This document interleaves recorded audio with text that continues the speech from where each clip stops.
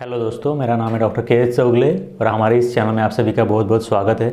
आज हम इस वीडियो में बात करने वाले हैं एंजाइना या फिर एंजाइना पेक्टोरिस इसके बारे में। हार्ट प्रॉब्लम की वजह से जो सीने में दर्द होता है उस दर्द को एंजाइना या फिर एंजाइना पेक्टोरिस ऐसे भी कहा जाता है। हार्ट को ब्लड सप्लाई करने वाली जो ब्लड वेसल्स या फिर जो आर्टरीज होती है उनके अंदर एंथेरोस्क्लेरोसिस होने की वजह से हार्ट के मसल्स को ठीक से ब्लड सप्लाई नहीं हो पाता। इसकी वजह से जब भी वो पेशेंट किसी तरह का हैवी वर्क करता है, एक्सर्शन वाला काम करता है, तो फिर उस पेशेंट को सीने में दर्द होने लगता है। इसको एंजाइना या फिर एंजाइना पेक्टोरिस ऐसे भी कहते हैं।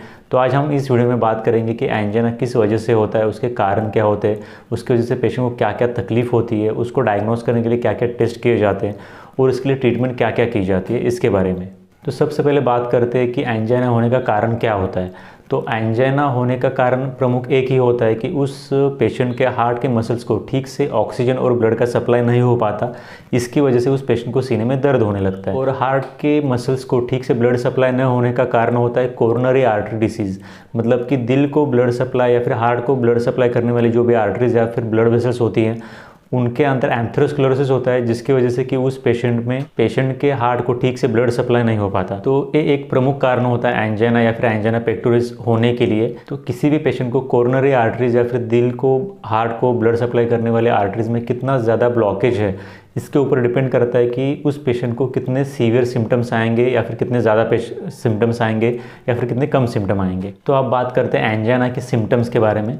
तो एंजाइना का सबसे पहला जो सिम्टम या फिर जो सबसे पहला लक्षण होता है वो होता है कि उस पेशेंट को सीने में बहुत ज़्यादा दर्द होने लगता है। सीने में दर्द होना या फिर किसी पेशेंट को दर्द के साथ साथ सीने में डिस्कम्फर्ट भी महसूस हो सकता है। पेशेंट के शोल्डर्स में या फिर एक साइड के जॉ में, मोस्टली लेफ्ट साइडेड शोल्डर या फिर लेफ्ट साइडेड जॉ में उस पेशेंट को दर्द होने लगता है। इसी के साथ साथ उस पेशेंट को अपने गर्दन में या फिर अपने लेफ्ट हैंड में भी दर्द हो सकता है। इसके बाद एंजाइना के पेशेंट को जो लक्षण आता है वो होता है उस पेशेंट को सांस लेने में तकलीफ होना। इसके साथ साथ उस पेशेंट को पाल्पिटेशन भी हो सकते हैं। साथ ही साथ उस पेशेंट को पसीना आना या फिर बहुत ज़्यादा स्वेटिंग होना, ये भी लक्षण दिखाई दे सकता है। इसके बाद उस पेशेंट को बहुत ज़्यादा थकावट भी महसूस होती है। थकावट के साथ साथ एंजाइना के पेशेंट में चक्कर के लक्षण या फिर चक्कर आना, ये भी लक्षण दिखाई दे सकता है। तो एंजाइना या फिर एंजाइना पेक्टोरिस, इसमें 3 टाइप्स होते हैं, मतलब 3 तरह से किसी भी पेशेंट को एंजाइना का दर्द हो सकता है।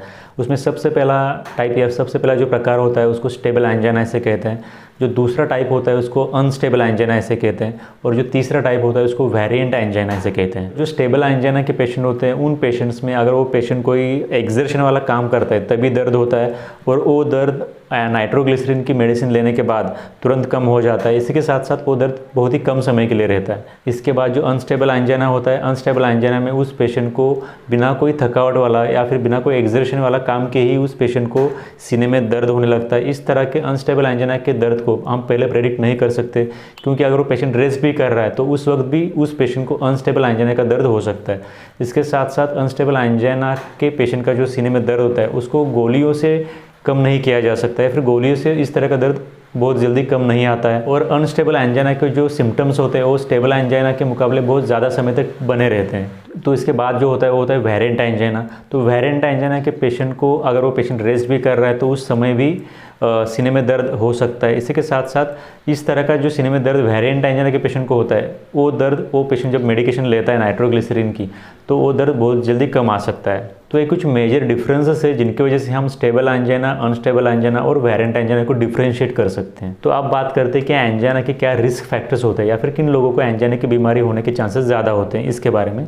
तो सबसे पहले तो जिन लोगों का वज़न बहुत ज़्यादा बढ़ा हुआ है, जिन लोगों को उनके घर में पहले ही हार्ट डिजीज़ की या फिर दिल की बीमारी की हिस्ट्री है, या फिर अगर किसी पेशेंट का कोलेस्ट्रॉल बहुत ज़्यादा बढ़ा हुआ है, अगर कोई पेशेंट या कोई व्यक्ति एक्सरसाइज डेली नहीं कर रहा है, अगर किसी व्यक्ति की उम्र 60 साल या उससे ज़्यादा हो चुकी है, इसी के साथ साथ अगर वो पेशेंट रेगुलरली स्मोकिंग करता है या फिर उस पेशेंट का अगर ब्लड प्रेशर हमेशा बढ़ा हुआ रहता है, कोलेस्ट्रॉल लेवल हमेशा बढ़ा हुआ रहता है, तो इस तरह के जो भी लोग होते हैं उन लोगों में एंजाइना की तकलीफ होने के चांसेस बाकी लोगों के मुकाबले बहुत ज़्यादा होते हैं। अब बात करते हैं कि एंजाइना का कॉम्प्लिकेशन क्या होता है। तो एंजाइना का एक ही मेजर कॉम्प्लिकेशन होता है, वो होता है हार्ट अटैक।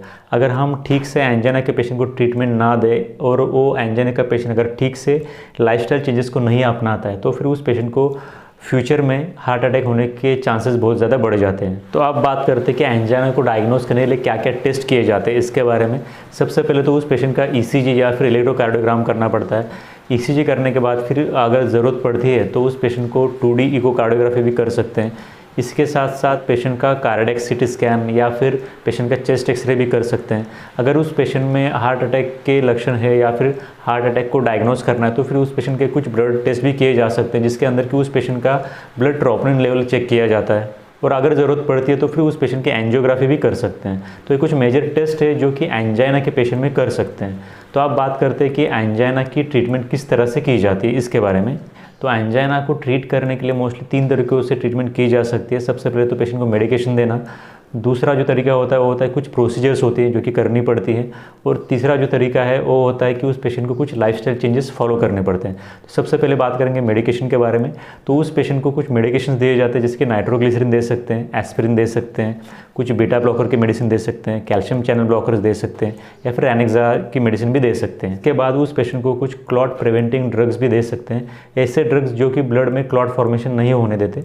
इसके साथ साथ उस पेशेंट को कुछ स्टैटिन्स भी दे सकते हैं। स्टैटिन की मेडिसिन जैसे कि रोजुवास्टैटिन या फिर एट्रोस्टैटिन, इस तरह के स्टैटिन्स भी दे सकते हैं। तो ये हो गए मेडिसिन के बाद उस पेशेंट में कुछ प्रोसीजर भी करनी पड़ सकती है या फिर कभी कभी करनी पड़ती है। इसके अंदर उस पेशेंट की एंजियोप्लास्टी विद स्टेंटिंग कर सकते हैं। इसके बाद अगर ज़रूरत पड़े तो उस पेशेंट की बाईपास सर्जरी भी की जा सकती है। तो ये तो बात की हमने प्रोसीजर्स के बारे में। तो प्रोसीजर के बाद कुछ लाइफस्टाइल चेंजेस हैं, जैसे कि अगर उस पेशेंट का वज़न बहुत ज़्यादा बढ़ा हुआ है तो सबसे पहले तो उस पेशेंट को वज़न कम करने के लिए कोशिश करनी चाहिए, डेली एक्सरसाइज करना चाहिए। अगर वो पेशेंट स्मोकिंग करता है या फिर अल्कोहल ड्रिंकिंग करता है तो उस पेशेंट को अल्कोहल या फिर स्मोकिंग से दूर रहना चाहिए। अगर उस पेशेंट को ब्लड प्रेशर या फिर डायबिटीज इस तरह की कोई पहले से मेडिकल कंडीशंस है तो उस पेशेंट को अपने ब्लड प्रेशर को कंट्रोल में रखना चाहिए। इसी के साथ साथ डायबिटीज़ को कंट्रोल में रखना चाहिए।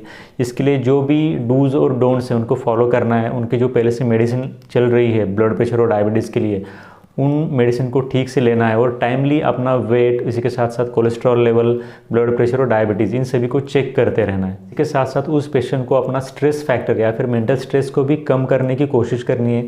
इसके लिए वो पेशेंट मेडिटेशन कर सकता है या फिर कुछ रिलैक्सेशन टेक्निक्स होती हैं उनको फॉलो कर सकता है। तो अभी हमने इस वीडियो में बात की एंजाइना या फिर एंजाइना पेक्टोरिस की वजह से पेशेंट के जो सीने में दर्द होता है उसके बारे में। अगर आपके इसके विषय में कुछ डाउट्स है तो आप हमें नीचे कमेंट सेक्शन में ज़रूर पूछ सकते हैं। आपके डाउट्स को आंसर करने की पूरी कोशिश की जाएगी। और अगर आपको इस वीडियो से कोई जानकारी मिली है तो इस वीडियो को लाइक और सब्सक्राइब ज़रूर करें। और इस वीडियो को अंत तक देखने के लिए आप सभी का धन्यवाद।